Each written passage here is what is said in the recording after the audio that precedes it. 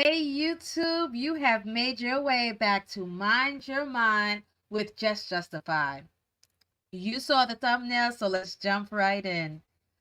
So, I don't know if y'all saw this, but there is this Netflix documentary that's out right now. Be sure to check it out if you haven't seen it yet. If you haven't, I apologize for the spoiler. But this um documentary is Tell Them You Love Me.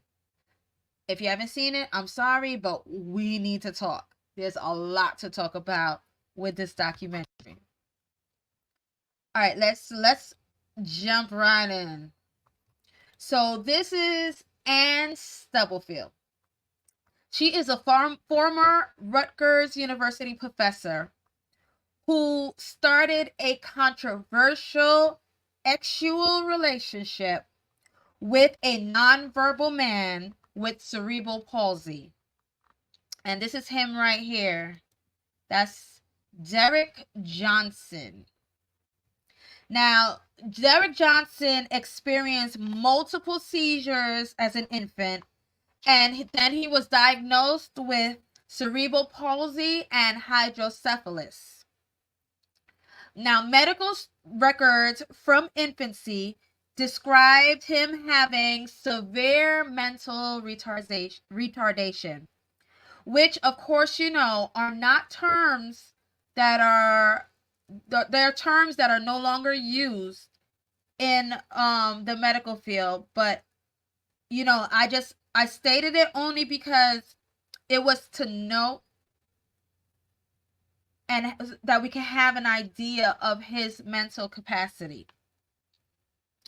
So that was on the record from before.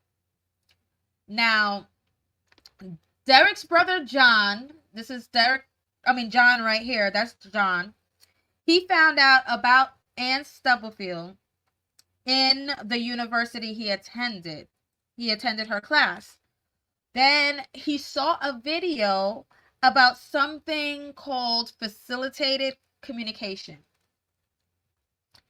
And it is a scientifically discredited technique which claims to allow nonverbal people, such as those with autism, to communicate. But remember, I said it was non-credited. So here is a quick video of a controlled experiment showing how it was debunked. Real quick.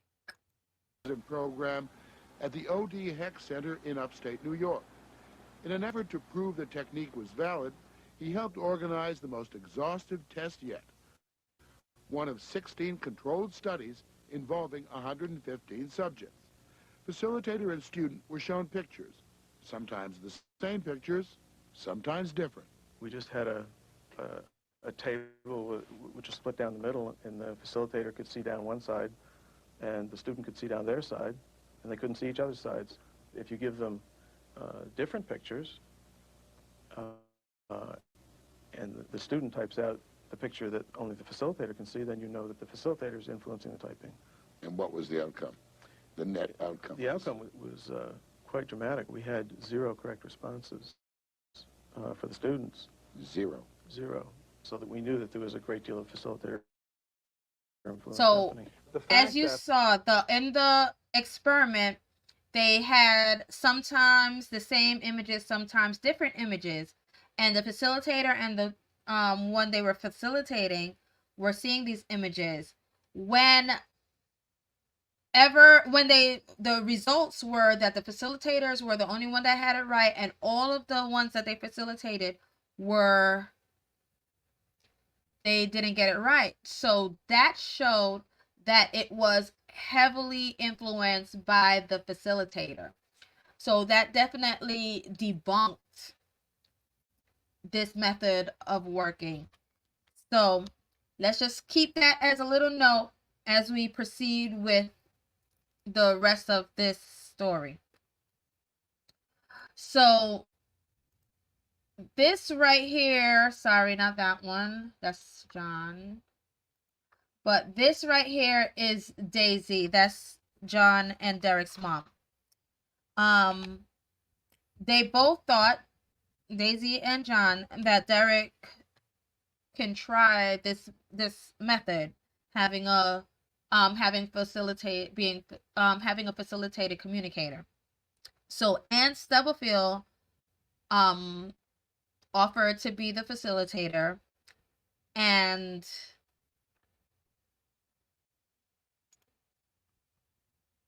basically he made significant strides, so they thought. He was going to school, he was writing papers, he was discussing literature, etc. Right? And his family also recalled times where like when they were traveling and told them that Derek preferred classical music over the gospel music his mother usually played. Now, that started to kind of turn some wheels in their head, because that's something that he typically did. He typically went to church, listened to that music, was rocking to it, and seemed to enjoy it.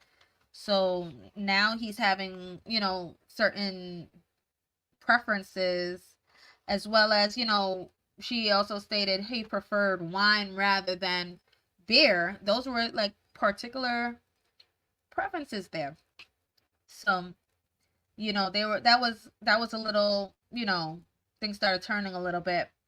But one crazy part is that Daisy and John attempted to facilitate Derek as well, but it was unsuccessful.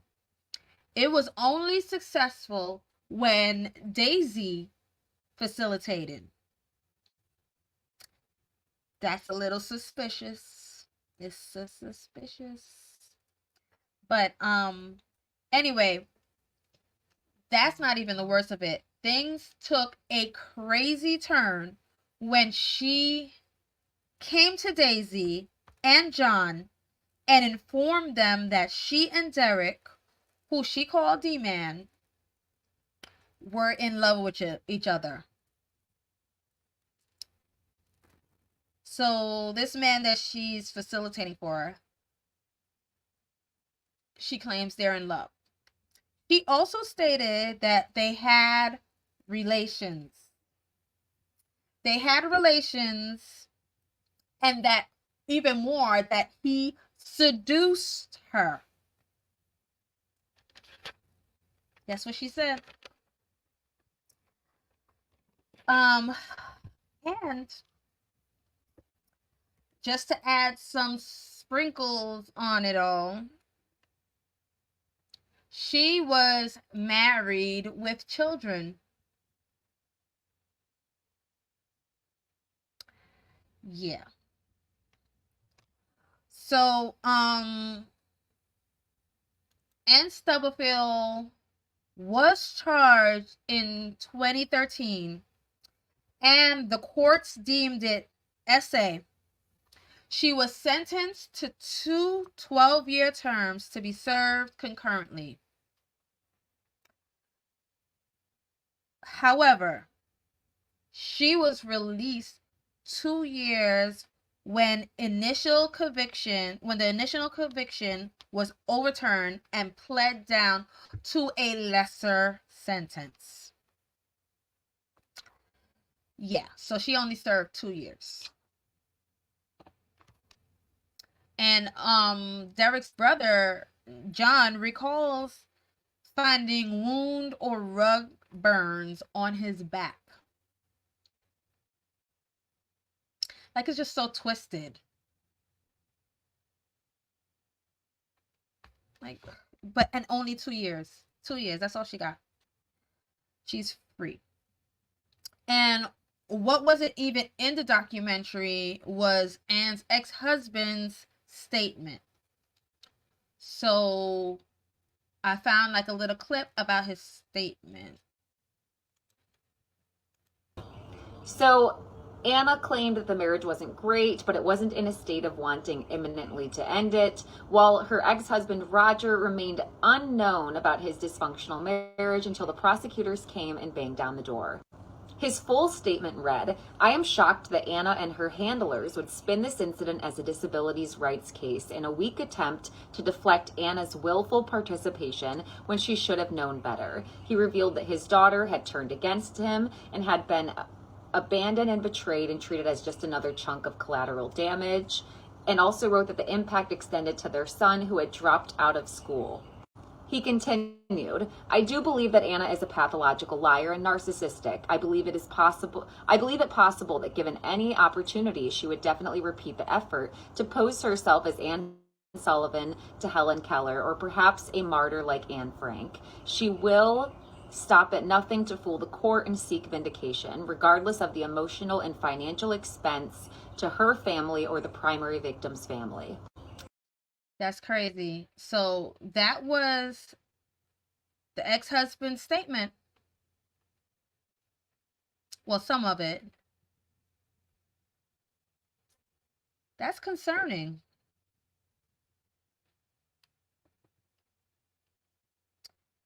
And it's crazy because to this day, Anne still denies she had done anything wrong.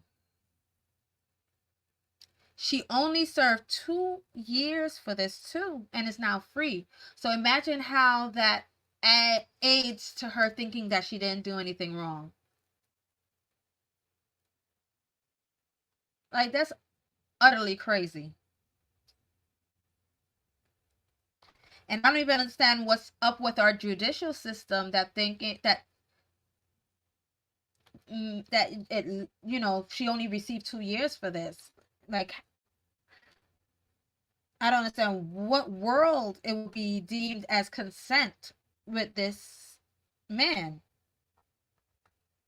Like, there's something truly wrong. Where would you see the consent?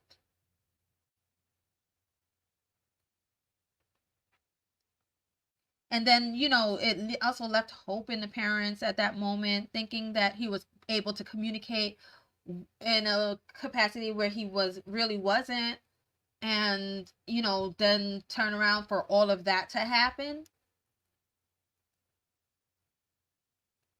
Like, I even heard the mother stated basically that now he has like a high level of self-pleasure, and she believes it's due to this. Now, I know sometimes it may be a normal thing in some situations, but she's thinking that basically Anne opened a can of worms with that, and it's like a lot. Imagine having to change his diaper and everything, and then you have to also deal with that.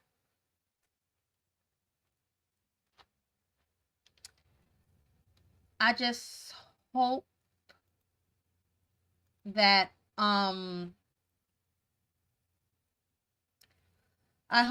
Derek and his family are now striving after this ordeal, because, you know, it's unfortunate. I don't understand how 2 years is okay. I don't understand her logic in thinking that this was even consensual. So I do have a mindful moment question today, and it's something I really want to know.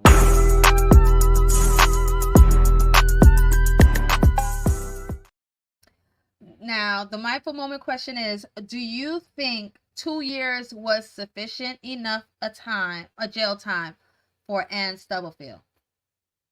Do you think 2 years was a sufficient enough jail time for Anne Stubblefield? Let me know in the comments. Let's talk. Let's converse about this. Let me know if you watched this documentary. What did you think? It's a lot to think about when it comes to like mental health, and when it comes to just consent and all of that. So definitely would love to hear from you. Don't forget to like, don't forget to subscribe. I will see you in the next one. you.